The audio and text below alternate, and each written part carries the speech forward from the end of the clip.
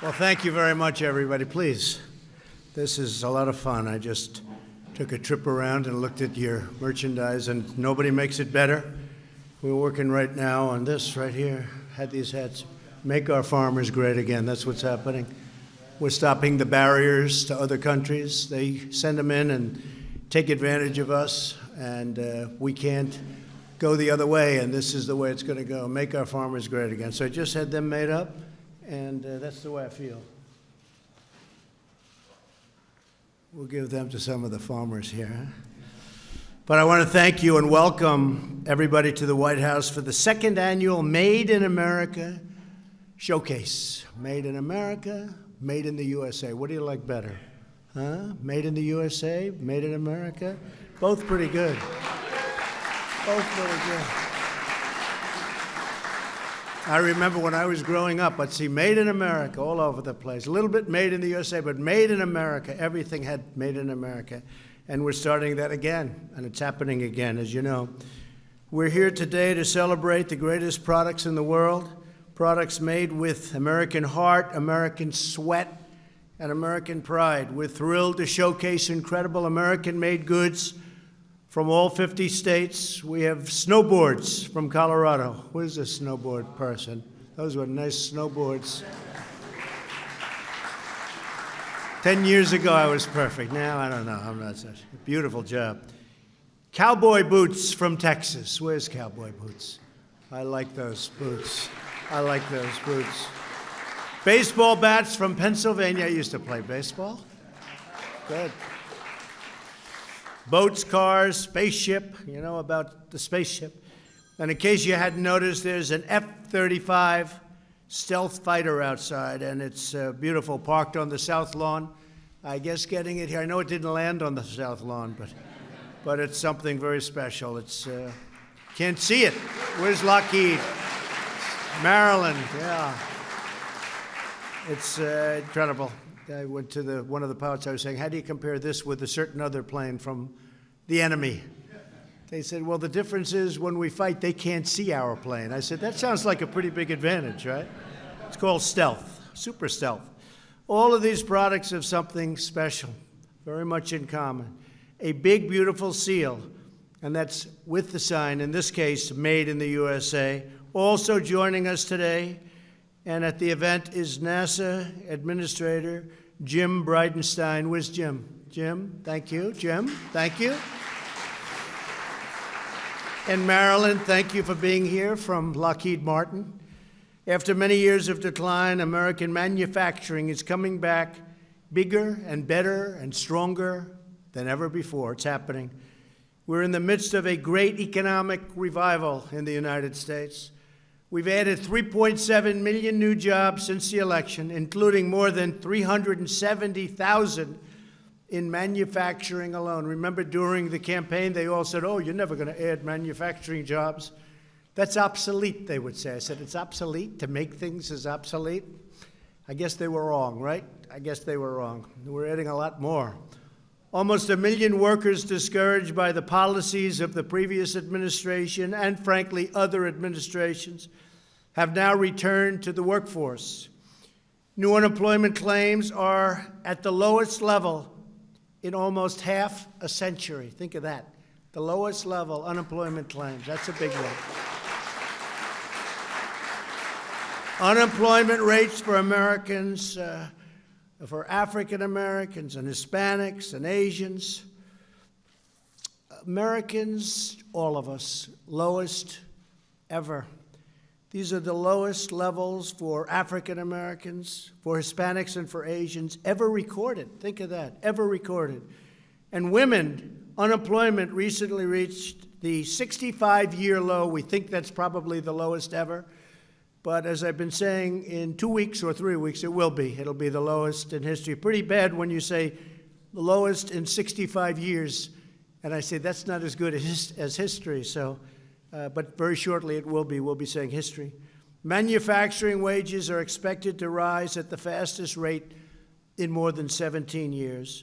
And 95% of American manufacturers, which I love, that's what we love, is manufacturers, are optimistic about the future. That's the highest level ever recorded. 95%.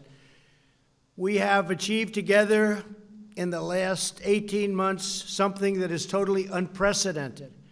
For decades, the United States allowed other countries to steal our jobs, close our factories, and plunder our wealth. What was happening was horrible. I used to talk about it for 20 years in the private sector. I said, how did they let this happen?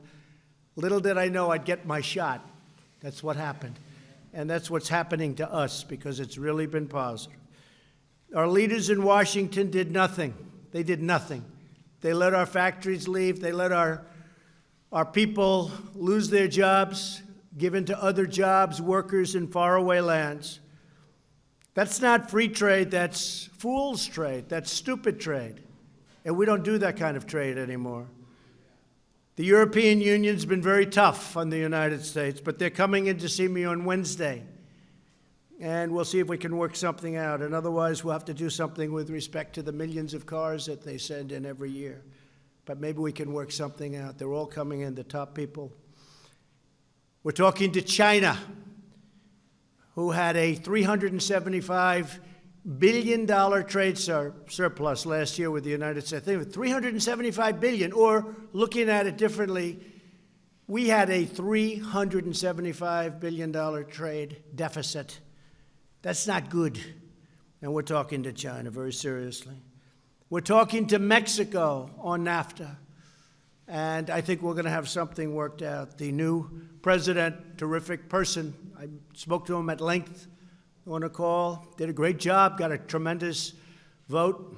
And they have a lot of confidence in him in Mexico, and that's good. But we're talking to them about doing something very dramatic, very positive for both countries. We're demanding fairness with the World Trade Organization. It's been a disaster for the United States, and we want fairness. We'd lose court cases. We always had a minority of judges. They gave us fewer judges than other countries had. And we'd lose cases. Nobody knew why. I said, I know why. Because you don't have judges from this country. You'd have a minority, 3-2, with 3 being on the other side. And we've started to do much better lately in winning cases. But America never waves the white flag. We only wave the red, white, and blue flag. The era of economic surrender for the United States is over. It's over. And you people have been really leading the charge. America is fighting back, and we're winning again. You know my story about winning. We're going to win so much, you'll get tired of winning. I don't think you're going to get tired. Throughout our history, our greatest leaders, Washington, Jefferson, Hamilton, Lincoln, McKinley. People don't know too much about McKinley. Take a look. It was an really incredible economic time for our country. People wanted to come in and take from our country. They had to pay for it. They had to pay for the privilege of taking from our country. We all understood that to be strong, and every one of them, our nation, that we really had to be a manufacturing nation. You have to be able to be a manufacturing nation. I'm very proud to say that our steel industry is coming back at a level that nobody thought possible. Factories are opening up all over. No matter where I'm going, they're saying, you know, we just opened up a steel plant that was closed for 5 years or 10 years or 20 years in some cases. U.S. Steel now is opening up 6 plants, and they're expanding in other plants. And we're very proud of that. But we were being dumped on. You know what that means? We're being dumped on. They were dumping all over this country. And now our steel industry is coming back. And you need a steel industry. That's not like a normal thing where you make even some of your products, which I love, but it's not steel. We need steel. We need it in case of an emergency of the wrong kind. My administration is reclaiming our proud manufacturing heritage because we are finally putting, again, America first. We're tearing down barriers to our exports, protecting our intellectual property, and defending our companies from unfair foreign trade practices, of which there are many. We're putting the trade cheaters on notice. No one rips off the United States of America anymore. It's happened too much for too long, and stopping. To give you a level playing field, we've cut record numbers of regulations. In the history of our country, nobody's cut more regulations than me, and I've only been here for less than 2 years. So I'm talking about 2 years, 4 years, 16 years, 8 years. Doesn't matter how long they're here. We've cut more regulations than any other president, and we've just been here for shorter than 2 years. We've passed the biggest tax cut and reform in American history. We've gotten rid of the individual mandate from healthcare, which was a disaster for you and your businesses, where people had to pay for the privilege of not having to pay to get bad healthcare. Sounds complicated, but it's actually pretty basic. You pay for not having to buy. And a lot of people wondered about that one. That's gone. That's a big thing. That's gone. That was the most unpopular element of Obamacare, and Obamacare is very rapidly fading away. We had it done, but we missed it by 1 vote. Somebody changed their mind in the middle of the evening.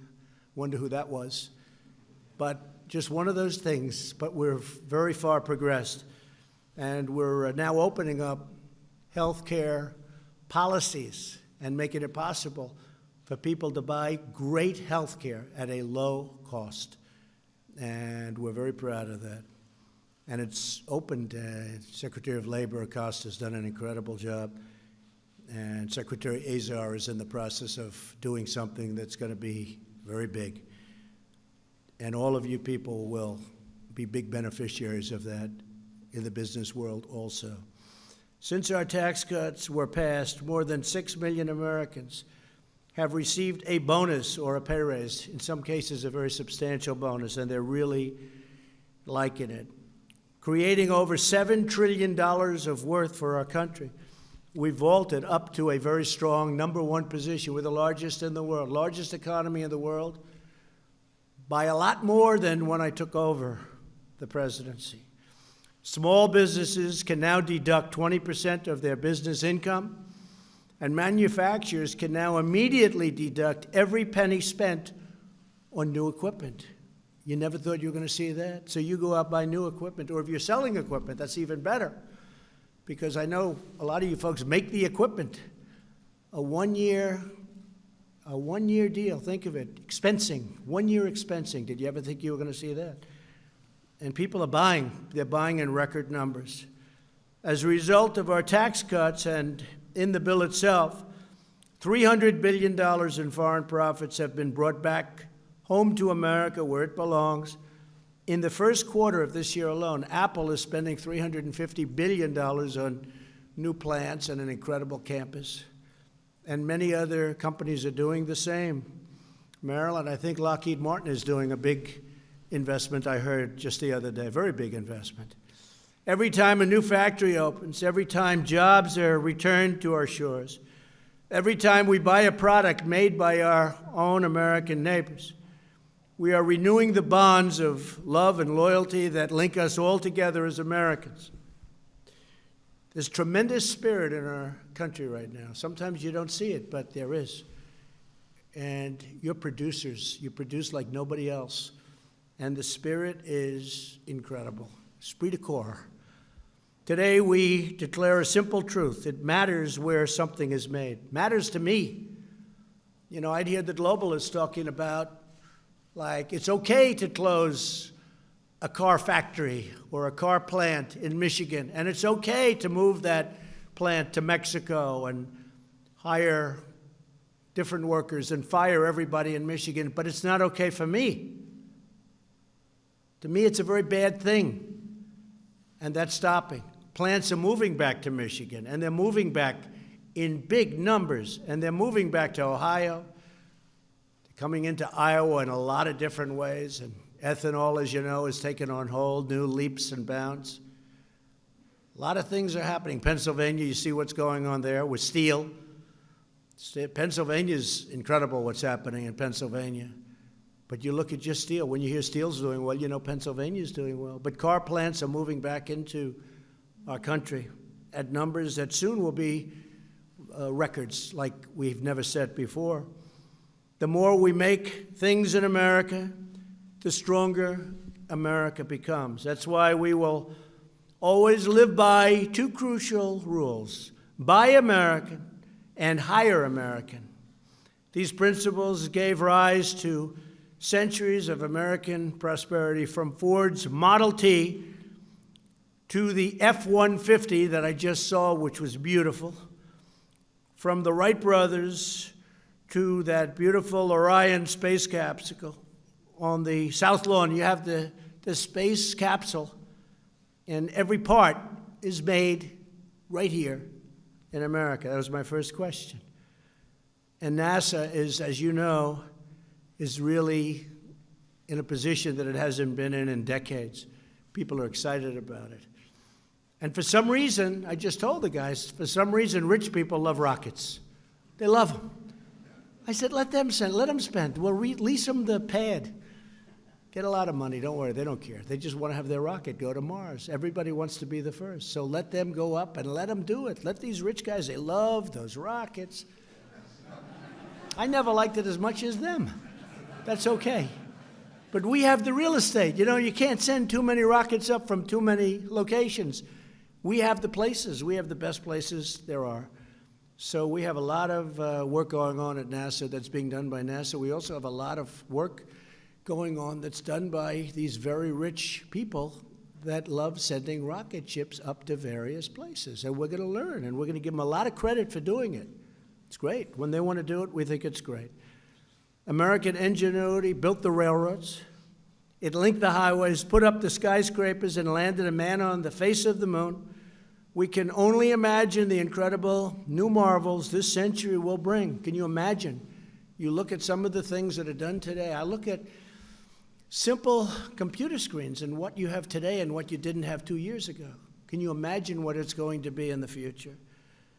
But what we do is that these marvels, and you look at them, well, dreamed, they've been forged, they've all been made in America. They will be made by the great hard-working patriots like the people in this room. Incredible people. I have to say, I know you've been through a lot over the last 10 years.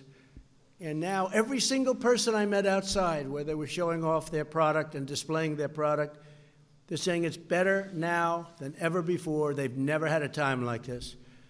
And I'm happy to hear it, because that's what I'm here for. You've never had a time like this. And I'll tell you something, it's going to get better. It's actually going to get better. You might not even be able to envision. We have so much potential in this country. It's actually going to get better. It's good now, really good, I guess, in a lot of ways. It's going to get even better. So I want to thank you again to everyone for showcasing your amazing products. We love our country, we love our people, and we love our great American flag. God bless you, and God bless America. Keep up the fantastic work. Really good job. Thank you. Thank you. Thank you. Thank you very much. Thank you.